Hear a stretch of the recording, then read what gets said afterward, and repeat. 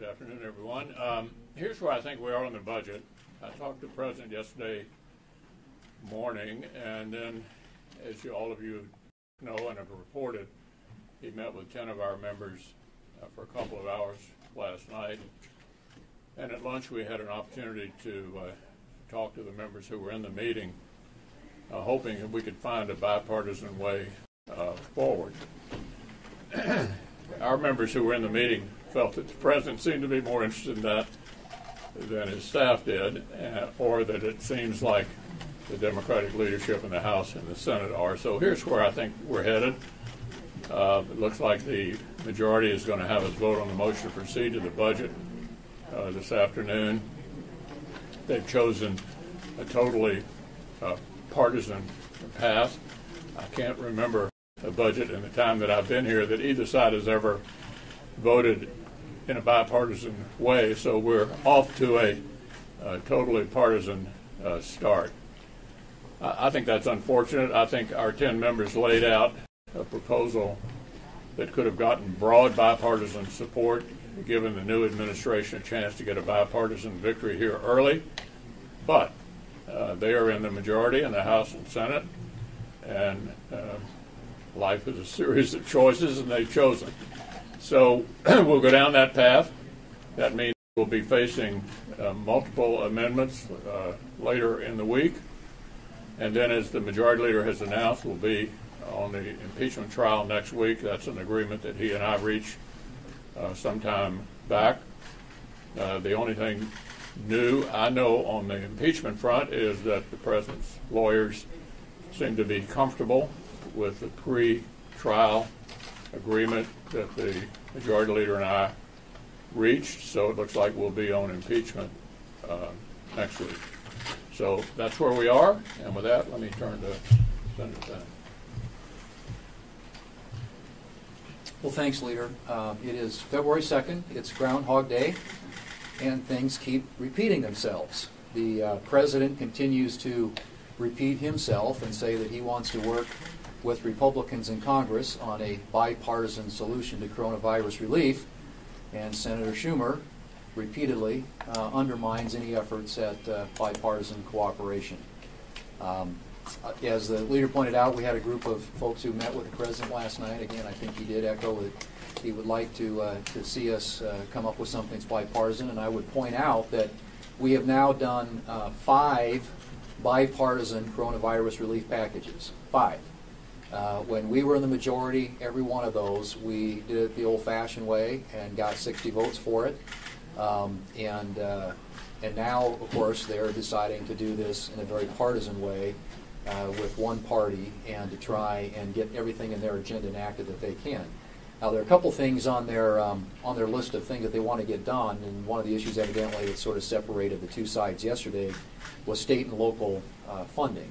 And I think it was pointed out to President Biden, I'm not sure he'd seen this before, that if you look at last year, 2019 to 2020, year-over-year revenues to state governments were at or higher than they were the year before. So this idea that these the states across the country are clamoring for or needing additional relief just doesn't square with the facts.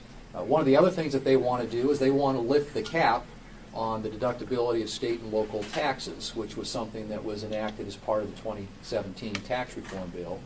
That was a reform that was made. And if they do that, all it will do is help out wealthy people in basically high-tax states. I mean, it is a tax giveaway to high-income taxpayers in high-tax states. And so those are a couple of issues that, as far as I'm concerned, make no sense and don't have a place on the budget process that we're talking about right now. So I hope that the Democrats will come back to the table and that the leadership here in the Congress, Speaker Pelosi and Senator Schumer, will start to reflect the sentiments that are being shared by the President, because it seems to me right now that they are on completely different wavelengths when it comes to coronavirus relief.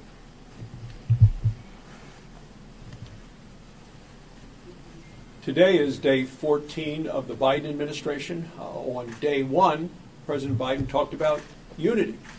He said, if we're united, we can do great things. And then he turned around and put out 25 executive orders. So many that the New York Times had an opinion piece, and it said, ease off on executive orders. The president then painted a target on the back of American energy and American energy workers.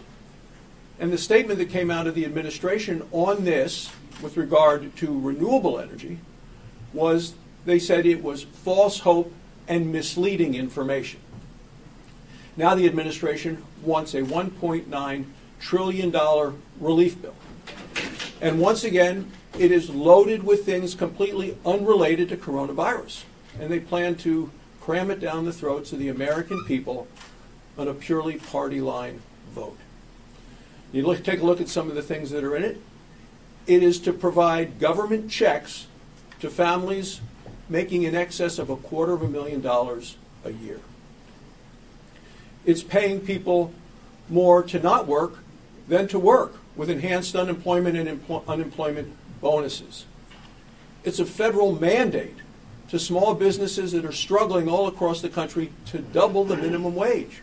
For the small businesses in Wyoming who are struggling today, it's going to be almost impossible to make payroll. And even the CBO, the Congressional Budget Office, understands this, because they said if they do this mandate of doubling the minimum wage, that 1.3 million people would lose their jobs. And then, of course, there are these bailouts to big cities and blue states that have been basically having a history of bad behavior when it comes to spending. Joe Biden spent a year running for president on a unity platform. We've done 5 coronavirus relief bills in a bipartisan way. If the president wants to do things in a united way, we ought to do the next coronavirus relief package also in a bipartisan way. We spent some time at lunch today talking to our members who've never been part of this process about how the process works, and I think there was a lot of surprise that it actually leads nowhere. You get no bill signed into law. You have a debate that's largely political, but you really do stretch out the time that you might have used otherwise to get something done. You know, the Democrats are saying they'd like to do this 3 times in the next 18 months. I think they're about to find out in the next 6 weeks or so just how hard it is, one, to pass a budget in a 50-50 Senate. As the leader said, I'm not aware of any time when anybody in the minority side ever voted for a budget, so that means everybody has to be there. I'm also not aware of any time when everybody was there on the majority side voting for a budget. They're sending directions to almost every committee in the Senate with some directions to find pay-fors, I suppose, and those have to be back by February the 16th. I think the deadline that we're going to be facing here pretty quickly is the mid-March deadline that we put on increased unemployment assistance. Democrats will be lucky to get to that deadline using this process, and my guess is they'll be a lot less enthusiastic about using it 2 more times than they're telling me and all of you that we're going to do this 3 times in the next 2 years, which means 3 times between now and a year and a half from now. I've said many times over that if we are focusing on a COVID-19 relief package, it does need to be bipartisan. And it needs to be laser focused on fighting COVID-19. Now, we have passed 5 bills in the past, just as my colleagues have said. 5 bills, bipartisan. What's different? This administration. So we need to come together. President Biden, has been preaching unity, unity, unity. So we really need to come together. If this is the right thing to do, let's do it in a bipartisan manner. Remain, again, laser focused on COVID-19 and not including a bunch of liberal priorities like a $15 minimum wage, which in Iowa would hammer our small businesses when they are trying to get back on their feet. They are most vulnerable right now.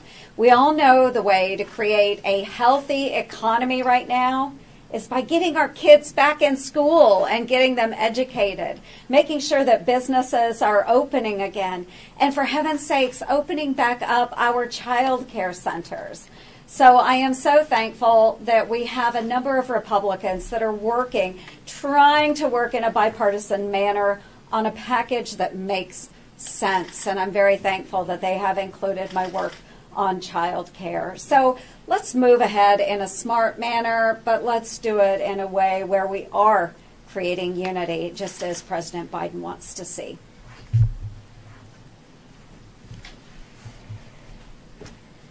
I had the opportunity to go to the Biden inauguration and heard a speech about unity. And then what I've watched over the last 2 weeks, just the opposite. I mean, there's nothing about unity. The Democrats don't want to work with Republican senators. We all want to continue to do everything we can to help the people who've lost their job, help our small businesses get open. And by the way, that's not what this bill would do. Since March, I've been talking about the fact we shouldn't be bailing out blue states. Florida taxpayers, many of them left Illinois, California, and New York. We shouldn't be bailing out the budgets of these states. They don't want to pay for their pension plans. They have budgets dramatically more per person than we do in Florida. Florida taxpayers shouldn't be paying for this.